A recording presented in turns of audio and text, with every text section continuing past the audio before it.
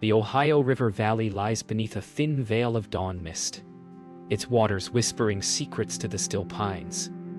Smoke rises from scattered cabins, soft and uncertain, like prayers sent upward from the wounded earth. Settlers speak in hushed tones, not of crops or kin, but of shadows moving through the trees.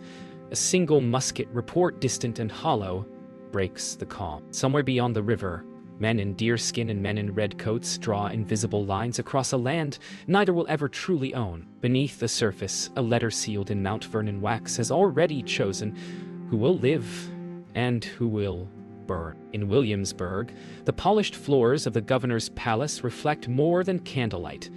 They mirror ambition. Lord Dunmore speaks of defense and royal duty, yet his advisors whisper of Virginia's hunger for the frontier. In the back row, a quiet figure, Washington, listens without speaking, eyes fixed on a map no one else sees. Two men paddle silently across the Kanawha at night, the river swallowing each stroke. They carry no colors, no allegiance, only orders written in invisible ink. Behind them, lightning cuts the sky, revealing the shape of the frontier waiting to devour them both.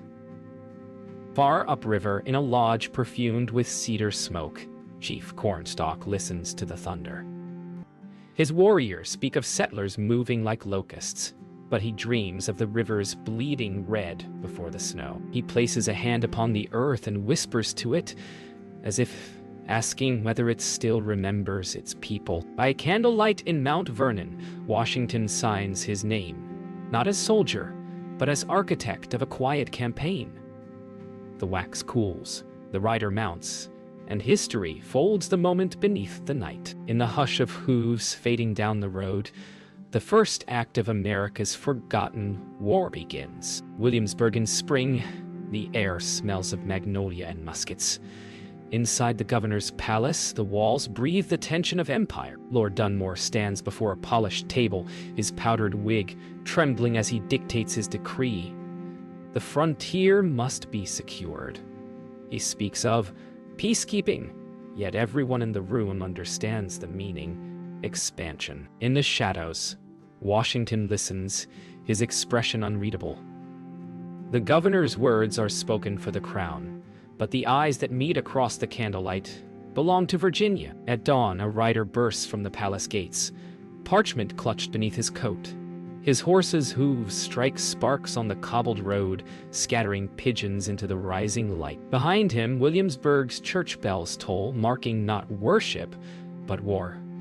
The governor's decree rides westward, its ink still damp, its meaning already lethal. Back at Mount Vernon, Washington walks his fields in silence. The soil clings to his boots, as if it knows his secret. The governor's decree will bring blood to the frontier, but it will also open land he already dreams of owning. His eyes, cool and deliberate, follow the Potomac's bend like a general studying a map. A nation, unborn and unaware, stirs behind them. Far west in the Shawnee town of Chillicothe, Cornstalk gathers his council. The news of the Virginian decree has crossed the forests faster than horses. Around the fire sit the elders and warriors, their faces lit by flame and fury. They come to plant fences on our graves, Cornstalk says, his voice carrying the calm of a man who already knows his fate. At a rough outpost along the Greenbrier, Colonel Lewis breaks the royal seal. His men fall silent as he reads aloud the decree, orders to march westward. He knows this war will not end with a treaty, but with graves dug in the mud. Folding the parchment, he looks toward the darkening ridge and mutters, "Then God forgive us all." The fires of Chillicothe burn brighter than the stars. From the valleys and rivers, warriors arrive in silence. Shawnee, Mingo, and Delaware, all drawn by the same call. Cornstalk stands before them, his shadow stretching long across the lodge floor. He speaks not of hatred, but of inevitability. "They have forgotten the forest," he says softly. "Then the forest will remember them." The air grows still, as if the land itself listens. Across the Alleghenies, Virginia's militia marches westward. a river of men and muskets cutting through endless forest. They carry fear, hunger, and the promise of land. Colonel Lewis leads them onward, his boots sinking into mud that will soon be blood.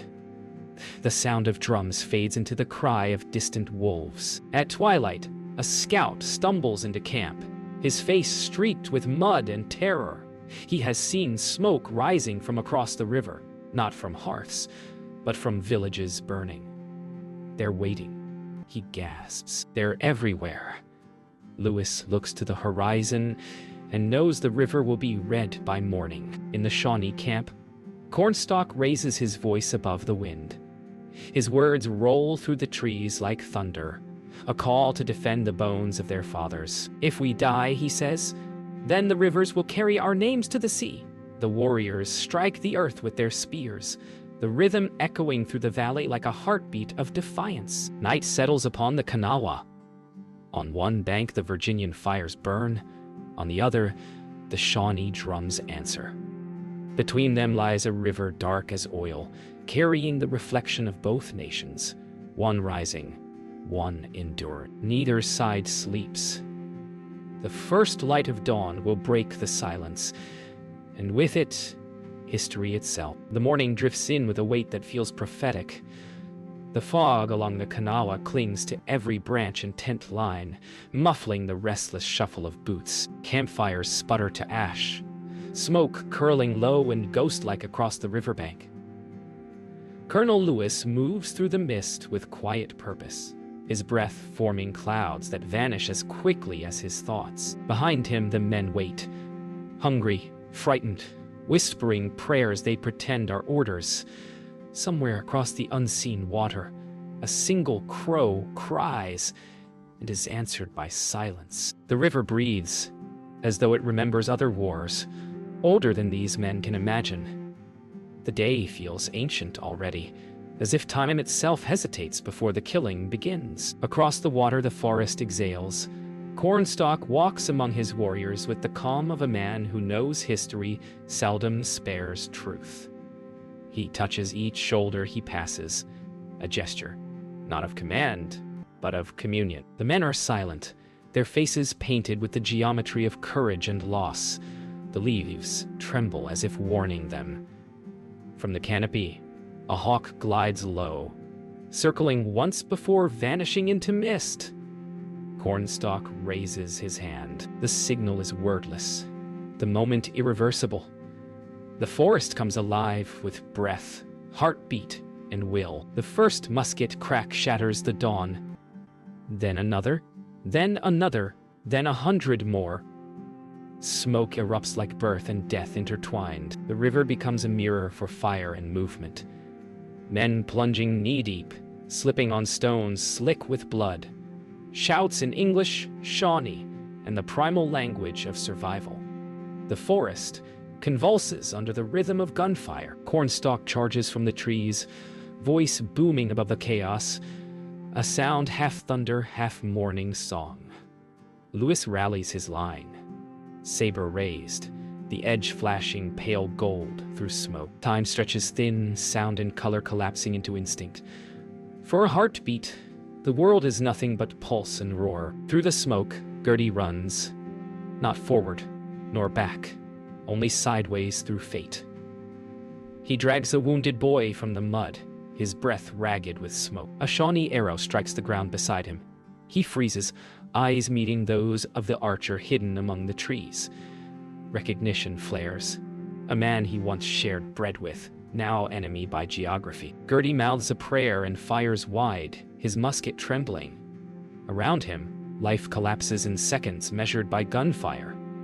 He realizes war isn't fought between sides, but within the ribs of men who can't remember why they came. By evening, the forest burns orange beneath a dying sun. The cries fade, replaced by the low hum of flies and the soft crack of cooling muskets. Cornstalk stands at the edge of the field, shoulders sagging beneath invisible weight. Around him lie warriors and enemies alike, their faces equal in stillness. He kneels, pressing a palm to the soil. The earth feels warm, too warm. It remembers, he murmurs. Across the river, Lewis lowers his flag. No man speaks of victory. The valley absorbs everything: courage, grief, ambition, and swallows it whole. Night falls, not as mercy, but as witness. Mount Vernon breathes with the slow rhythm of midnight. Outside, the river hums against its banks, but within the study, the world narrows to ink and firelight. Washington leans forward, shoulders stiff beneath his linen shirt, quill scratching steady as heartbeat. Each word is deliberate, calculated to sound loyal yet hint at conquest. The candle gutters. Shadows climb the paneled walls like doubts given shape. His dog shifts by the door, sensing unease that its master will not name. Washington stops, reads the page, and whispers aloud, "If we do not claim the frontier, another will." The wax drips. History bends its spine. Dawn finds the courier ready. The letter rides beneath his coat, heartbeat against heartbeat. Hooves strike wet clay as the horse surges down the drive, each stride flinging mud like musket smoke. The morning wind bites. Frost glints on the rider's collar. Behind him, Mount Vernon fades to gray, its windows blank as sealed eyes. The road ahead curls west toward danger and destiny, lined with barren trees and the ghosts of possibilities. The courier doesn't look back. His orders are simple: deliver and forget. But the weight of that paper feels heavier than a musket in his chest. In Williamsburg, Lord Dunmore receives the courier as if receiving a crown. The room smells of ink, brandy, and stale authority. The letter opens with courtesy and ends with conquest. Dunmore's lips tighten. He reads twice, understanding more in what isn't written than what is. "So," he whispers, "the colonel would be king of the frontier." He presses the seal between his fingers, wax crumbling to powder. Outside, church bells ring faintly, indifferent to treason or loyalty. Inside, empire plots with quill and candle while men bleed 100 miles away. Back at Mount Vernon, the study remains unchanged, yet the air feels altered, charged with what's missing. Mary Ingalls pauses during her errand, drawn by a faint draft from an unlocked drawer. Inside, among maps and tax records, lies another letter, unsigned but unmistakable. She runs a finger along its edge, the parchment rough beneath her touch. She senses it should not exist, yet cannot bring herself to destroy it. The candle flickers. She retreats, closing the drawer gently, as though tucking away a heartbeat not her own. The silence returns heavier than before. Weeks later, winter tightens its grip on Virginia. The study glows with steady firelight as Washington stands before the hearth, the duplicate letter in hand. He watches the ink shimmer one last time before feeding it to the flames. The paper curls, blackens, collapses, and in its brief glow, his face appears both illuminated and haunted. The smoke spirals upward like a spirit released, mingling with the scent of pine and wax. Behind him, the mantel clock ticks on, indifferent to absolution. He whispers not apology, but a vow. The record will begin when we win. The battle is done, yet the air refuses peace. Smoke still creeps between the trees like a wounded thing searching for breath. Along the Kanawha, the echoes of musket fire linger in the fog, hollow and endless. The dead lie as they fell, strangers who met only once in rage. Colonel Lewis moves through the wreckage with the gait of a man years older than he was at dawn. The river's edge glimmers with blood and sunrise together, each reflecting the other. The wind carries the scent of gunpowder, moss, and something heavier, the unspoken cost of victory. In the stillness, the cries of the living fade into the whisper of the water. Days pass in uneasy quiet. The Virginians hold the captured Shawnee village with the same fear they once fought against. The fires that burn now are for cooking, not battle. but the smoke still smells of sorrow. Cornstalk stands unbound before the fort's open gate, a prisoner only by name. His calm unnerves the guards. He moves like a storm contained in flesh. Gertie lingers nearby, uncertain whether to salute or bow. The fort's timbers creak in the wind, each groan like a memory of the forest beyond the walls. The world outside watches, patient and unforgiving. Autumn deepens, and with it comes rumor. One night, thunder rolls above Fort Randolph, though no storm falls. Inside, rage brews in the hearts of soldiers who cannot forget friends buried in foreign soil. Cornstalk senses it before it begins. The silence too thick, the air too still. When the door bursts open, he stands already waiting. His voice is steady, almost kind. You will kill a man, but not the truth. The muskets rise. The flash fills the room like a second dawn. Smoke chokes the rafters, and the echo of those shots seems to stretch through centuries. The fort trembles, and so does the conscience of the new nation forming beyond its walls. Far east, the news arrives like a whisper carried by snow. Mary Ingalls hears it from a peddler's wife, spoken in pity, repeated in fear. They murdered the chief under truce. The words pierce deeper than she expects. She kneels before her hearth, hands clasped not in faith but in memory. Her fire crackles faintly, a fragile echo of the flames that once consumed the frontier. She prays, not for victory, not for vengeance, but for the soil itself to forgive those who have carved it open. Outside, the winter wind moans through the hollows, sounding almost human. Simon Gertie rides westward, chased by his own memory. The river trails beside him, gray under a sky bruised with twilight. Each mile he travels, the land grows quieter, but the silence does not soothe. It accuses. He thinks of Cornstalk's last words, of the look in Lewis' eyes, of the letter Washington burned. All of them pieces of a truth no one will ever speak aloud. He dismounts at the riverbank and kneels to drink. The water is cold, unchanging. For a long moment he stares into it, half expecting to see his reflection replaced by the faces of the dead. He closes his eyes. The forest answers with wind through the reeds, whispering in both languages he has long since ceased to belong to. In a quiet room beneath the Library of Congress, a researcher opens a forgotten chest. Dust swirls through the beam of a single overhead light, and the air smells of parchment and age. Inside the chest lie letters, their wax seals cracked, their ink faded, yet their meaning alive. One bears a familiar hand, elegant and severe. G. Washington. For generations, the papers had slept in silence, hidden by family heirs too cautious or too proud to expose them. Now, as gloved fingers unfold the brittle page, history exhales. The story no one told begins to speak again, not of glory, but of concealment. The historian reads aloud to an empty room. It was on its door, a city of shakes. The words, written in 1774, describe troop movements, covert funding, and the necessity of Virginia's dominion in the Western Territories. She whispers the last line.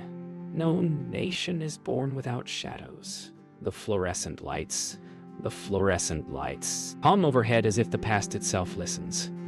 Somewhere outside, in the hum of the city, a siren wails, a distant echo of musket fire in a world that has forgotten how it began. Weeks later, she travels to the frontier itself. The highway bends through the Blue Ridge, past ghost towns and rusted signs bearing names carved from blood. Along the banks of the Kanawha, she finds the old battlefields, green, now serene, with no monument save the wind. She kneels in the tall grass and places a hand on the soil. Beneath her fingers lie the bones of two worlds that could never share the same dream. Somewhere between leaf and shadow, she feels it. the pulse of a story buried but not dead. That night she dreams of Cornstalk. He stands upon the river bank, wind lifting his hair, eyes solemn yet unaccusing. Around him shimmer faint images of men in buckskins and red coats, their faces blurred by time. You wrote your history, his voice seems to say, but you forgot ours. She wakes with tears on her cheeks, the rustle of trees outside her window sounding like drums in the distance. In that moment she understands. History is not a book. It is a wound, and the telling of it is how we learn to bleed with dignity. Months later, a new monument rises near the Kanawha. It bears no swords, no marble generals, only the names of the forgotten, Shawnee, Mingo, Virginian, settler. Children walk its perimeter with hands outstretched, tracing the carved letters like braille for the soul. The historian stands before it at dusk, her reflection mingling with those of others, descendants of both sides. She reads aloud from Washington's once-buried letter, "A nation must secure its frontier." The words drift into the evening air, reshaped by time. Now they mean something else. Not dominion, but memory. As the sun falls, the monument glows bronze, and the river below murmurs the same word it has spoken for centuries: forgiveness.